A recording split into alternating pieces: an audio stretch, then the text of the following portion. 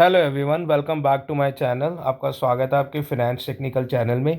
इस वीडियो में मैं आपके साथ जो डिस्कस करने जा रहा हूँ, मैं GPT health care limited IPO के बारे में मैं आपके साथ डिस्कस करने जा रहा हूँ। तो इस वीडियो में बेसिकली हम जानेंगे कि ये बेसिकली कंपनी का बिजनेस मॉडल क्या है, इसमें आपको अप्लाई करना चाहिए या नहीं करना चाहिए, इसके फाइनेंशियल कैसे हैं, इसका ग्रे मार्केट प्रीमियम क्या चल रहा है, और अगर आप इस आईपीओ को अप्लाई करते हो तो आपको मिड टर्म के लिए जाना चाहिए, लॉन्ग टर्म के लिए जाना चाहिए। तो आपको इस वीडियो में सारा डिटेल में एनालिसिस मिलेगा, जिस बेसिस पे आप डिसीजन ले सकते हैं कि आपको इस आईपीओ में अप्लाई करना चाहिए या नहीं करना चाहिए। बट मेक श्योर, अगर आप इस चैनल में फर्स्ट टाइम और अभी तक आपने इस चैनल को सब्सक्राइब नहीं करा, तो मेक श्योर सबसे पहले आप इस चैनल को सब्सक्राइब कर देना, जिससे कि क्या होगा, आपको डेली बेसिस पे स्टॉक मार्केट से रिलेटेड न्यूज़ मिलती रहेगी एंड ये आपकी हेल्प करेगा एक बेटर इन्वेस्टर और एक बेटर ट्रेडर बनने के लिए। तो सबसे पहले हम डिस्कस करते हैं ये जो बेसिकली जो कंपनी है। अगर मैं इस कंपनी की बात करूं, तो ये बेसिकली जो कंपनी है इसका 525 करोड़ का ये आईपीओ है बेसिकली, जिसमें से इस कंपनी का जो फ्रेश जो इशू है वो है 40 करोड़ का इसका फ्रेश इशू है। और साथ ही साथ अगर मैं इसकी बात करूं, बेसिकली जो इसका वो ऑफर फॉर सेल है वो है इसका 485 करोड़ का इसका ऑफर फॉर सेल है। ये जो आईपीओ है बेसिकली ये आपका ओपन होगा 22 फैब को ओपन होगा और 26 फैब को इसकी क्लोजिंग डेट है। और आपको अगर मैं बात करूं, इसकी जो अलॉटमेंट की जो डेट है वो फाइनलाइज होगी, वो 27 फैब को इसकी अलॉटमेंट की डेट फाइनलाइज होगी। और जो इसका बेसिकली लिस्टिंग है वो 29 फैब 2024 को इसकी लिस्टिंग होगी। अगर मैं इसके प्राइस बैंड की बात करूं, तो ये 177 और 186 का इसका प्राइस बैंड रहेगा। और अगर आप एक रिटेल कैटेगरी में हो तो आपको एक लॉट के साथ अप्लाई कर सकते हो, जिसमें आपको 80 शेयर्स मिलेंगे, जिसके लिए आपको मिनिमम 14,880 रुपये की कैपिटल की रिक्वायरमेंट होगी। अगर आप एक एचएनआई कैटेगरी में फॉल करते हो तो आपको मिनिमम 14 लॉट्स के लिए जाना पड़ेगा, जिसके लिए आपको 2,08,000 कैपिटल की रिक्वायरमेंट होगी। और अगर आप बीएनआई कैटेगरी में हो, बिग नॉन इंस्टीट्यूशन कैटेगरी में, तो आपको इसमें 68 लॉट के लिए अप्लाई कर सकते हो, जिसके लिए आपको ऑलमोस्ट 10 लाख के कैपिटल की आपको रिक्वायरमेंट रहेगी। साथ ही साथ अगर मैं बात करूं, इस कंपनी के जो लीड मैनेजर्स हैं वो हैं बेसिकली आपके जेएम फाइनेंशियल लिमिटेड, और ये जो link in time India private limited है वो इसका रजिस्ट्रार है। साथ ही साथ अगर हम बात करें, ये जो आईपीओ है बेसिकली 22 फैब 2024 को ओपन होगा, 26 फैब इसकी क्लोजिंग डेट है। और जो इसकी अलॉटमेंट है वो 27 को होगी, और जो इसका इनिशियल और रिफंड है, अगर आपको अलॉटमेंट नहीं मिलती तो आपको 28 फैब को इसका रिफंड हो जाएगा। और ये जो 28 फैब को ही आपके ये डीमेट अकाउंट में अलॉट हो जाएंगे, अगर आपको इसमें अलॉटमेंट मिल जाती है। और लिस्टिंग जो डेट है वो 29 फैब 2024 की इसकी लिस्टिंग डेट रहेगी।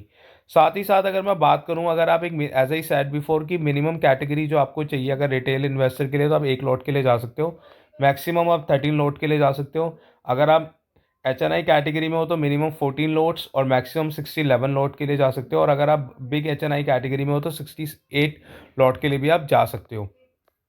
साथ ही साथ अगर मैं इसके प्रमोटर की बात करूं, तो इसके जो प्रमोटर है इनकी जो होल्डिंग है वो 67.34% है, जिसमें इसके द्वारिका प्रसाद टांटिया, डॉक्टर ओम टांटिया और श्री गोपाल टांटिया इसके एज ऑफ नाउ इसके प्रमोटर्स हैं।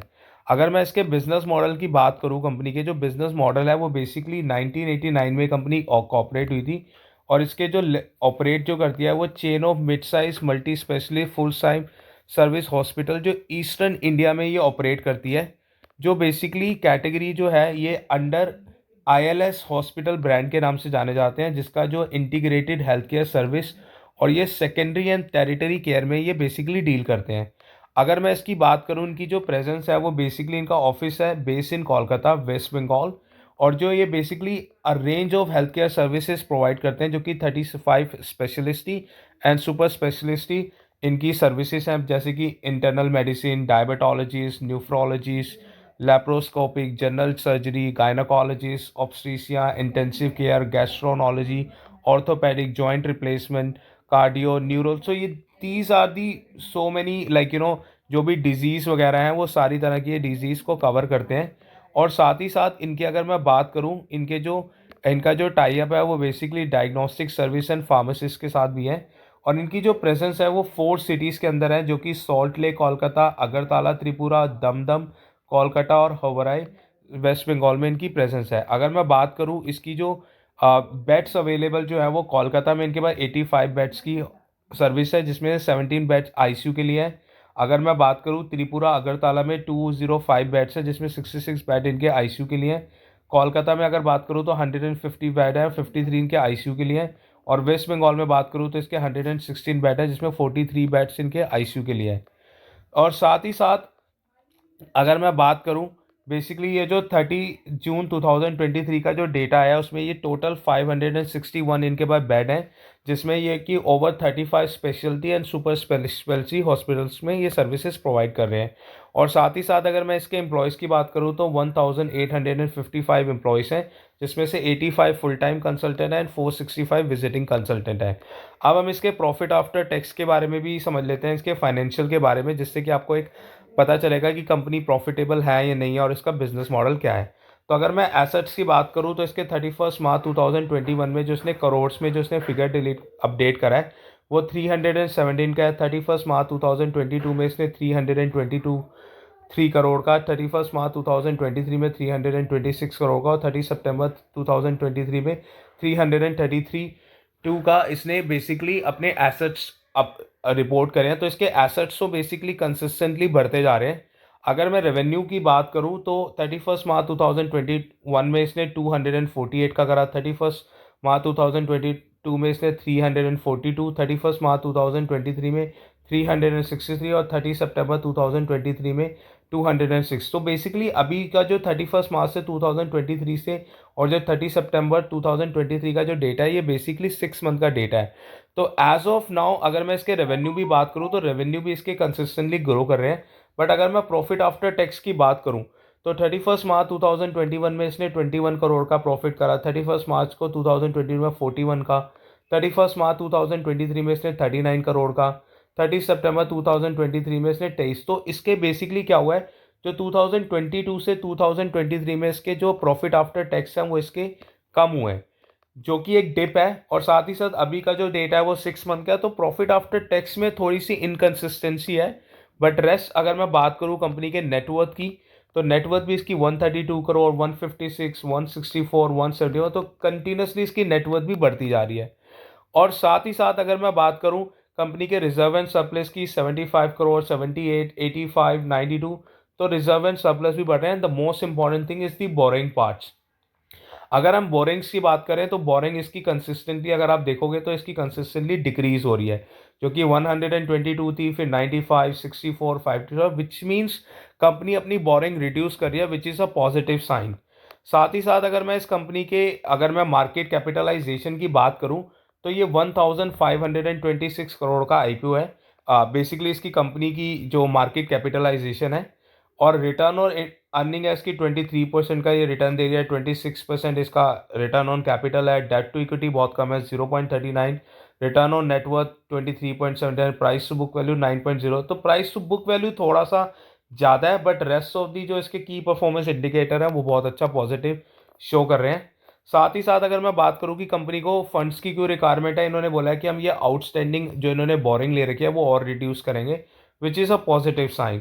और इनका जनरल कॉर्पोरेट पर्पस, क्योंकि क्या आता है कि कंपनी अगर जब लोन ले रही है अपना डेट पे करेगी तो इसका इंटरेस्ट कम हो जाएगा और धीरे धीरे कंपनी प्रॉफिट ज़्यादा कमाएगी, तो which is a positive sign. अगर आपको इसके अप्लाई करने के बारे में थोड़ा सा मैं आपको बताता हूँ, सबसे पहले ये ईस्टर्न रीजन में ये ऑपरेट करते हैं और इनकी जो टॉप लाइन जो परफॉर्मेंस है वो तो सही है, बट इनकी बॉटम लाइन जो परफॉर्मेंस है उसमें इनकन्सिस्टेंसी है। Top line and bottom line का मतलब ये होता है कि टॉप लाइन मतलब कि एसेट्स बढ़ रहे हैं, रेवेन्यू बढ़ रहे हैं, बट बॉटम लाइन मीन्स जो इसके बेसिकली प्रॉफिट्स है वो इतने नहीं बढ़ रहे, तो इसकी इनकन्सिस्टेंसी है, दैट मीन्स बॉटम लाइन। साथ ही साथ हम कंपनी के की स्ट्रेंथ एंड और इसकी वीकनेस के बारे में भी समझ लेते हैं और इसके पीयर्स कंपनी के साथ कंपैरिजन भी कर लेते हैं और उसके बाद फिर हम बताएंगे कि आपको इसमें अप्लाई करना चाहिए या नहीं करना चाहिए। कंपनी की स्ट्रेंथ की बारे में बात करूं तो सबसे पहले कंपनी की स्ट्रेंथ की अगर बात करेंगे तो ये basically they are in a good spot to grow their business, जहाँ पे कि हेल्थ केयर इतना अच्छा नहीं है, क्योंकि ये एक बस पर्टिकुलर एरिया में काम कर रहे हैं जो कि वहाँ पे बहुत क्राउडेड एरिया है, तो इसके ग्रो करने के चांसेस बहुत ज़्यादा हैं। और इनके जो फाइनेंसेस हैं has been steadily increase over the last year, which is a positive sign. और इनकी एफिशिएंट साइज हॉस्पिटल है जो कि इनको स्ट्रॉन्ग रिटर्न के लिए एम्फोसाइज करते हैं और एक्सपीरियंस मैनेजमेंट टीम है, तो ये इसके बेसिकली की स्ट्रेंथ है। और अगर मैं रिस्क एसोसिएटेड बात करूँ तो ये बेसिकली वेस्ट बंगाल में जैसे ये ऑपरेट कर रहे हैं तो ये एक पर्टिकुलर एरिया पे डिपेंडेंट है। और अगर मैं साथ करूं कि इसके जो जो इनका प्रॉफिट है वो डॉक्टर्स और अदर हेल्थ केयर वर्कर्स पे बहुत डिपेंडेंट है और इनकी जो ऑक्यूपेंसी जो बेड की जो एक्यूपेंसी है वो बहुत कम है एज कम्पेयर टू इसके पीयर्स। तो ये इसके नेगेटिव रहेंगे। और साथ ही साथ हम एक बार इसका पीयर्स कंपैरिजन भी कर लेते हैं। अगर मैं पीयर्स कंपैरिजन की बात करूं तो देखो, अगर कंपनी का जो जीपीटी है उसका पीई रेशियो 38.11 चल रहा है और ईपीएस इसका 4.88 चल रहा है। और जो इसके कॉम्पिटिटर हैं वो है Global Health Limited, Krishna Institute, Jupiter, यार्था एंड कोवाई। तो इनके अगर पीई रेशियो की बात करोगे तो ये जो पहले के जो तीन है इनका तो पीई रेशियो बहुत ज़्यादा है, बट अगर मैं यार्था और कोवाई की बात करूँ तो इनका पीई रेशियो कम है। तो as of now I would say कि कंपनी ना ही ज़्यादा ओवर वैल्यूड है ना ही ज़्यादा अंडर वैल्यूड है, तो एक रीजनेबल प्राइस है। बट इसका जो ईपीएस है वो 4.8, ये बहुत कम है। क्योंकि अगर ईपीएस की बात करोगे तो सबका ईपीएस बढ़ा हुआ है, जो कि थोड़ा सा नेगेटिव है कि कंपनी का ईपीएस थोड़ा सा ज़्यादा होना चाहिए। अब इसके ग्रे मार्केट प्रीमियम को भी देख लेते हैं। अगर मैं इसके ग्रे मार्केट प्रीमियम की बात करूं तो as of now grey market premium अभी कोई अपडेट नहीं है, क्योंकि इसमें कोई अच्छी अभी डिमांड आई नहीं है। तो जो क्योंकि और सेकंड रीज़न ये भी है कि अभी इसका 22 Feb 2024 को ये आईपीओ लाइक ओपन होगा। तो अभी 21 चल रही है जो कि मैं वीडियो बना रहा हूँ। तो कल में भी इसका ग्रे मार्केट प्रीमियम अपडेट और इसकी डिमांड अपडेट हो, तो उसके बेसिस पे हो सकता है कि ग्रे मार्केट प्रीमियम में कुछ दिखे। तो एज ऑफ नाउ अभी मैं आपको बोलूँगा कि आपको 1-2 दिन के लिए होल्ड करना चाहिए जब तक इसका ग्रे मार्केट और डिमांड इसकी अपडेट नहीं होती, और उसके बाद इसमें आईपीओ में आप डिसीजन ले सकते हो। तो मैं आपके लिए नेक्स्ट वीडियो बना दूंगा जैसे इसका ग्रे मार्केट प्रीमियम और इसकी डिमांड अपडेट होती है, and that will help you to make a decision कि आपको इसमें अप्लाई करना चाहिए या नहीं करना चाहिए। सो अगर आपको इस वीडियो से वैल्यू मिली हो तो मेक श्योर इस वीडियो को लाइक जरूर कर देना, और अगर आप इस चैनल में फर्स्ट टाइम हो तो सब्सक्राइब करना मत भूलना, क्योंकि आपको डेली बेसिस पे आपको news related to stock market आपको मिलती रहेगी, और that will help you to become a better investor or a trader. So that's all from my side, and I'll see you in the next upcoming video. Thank you.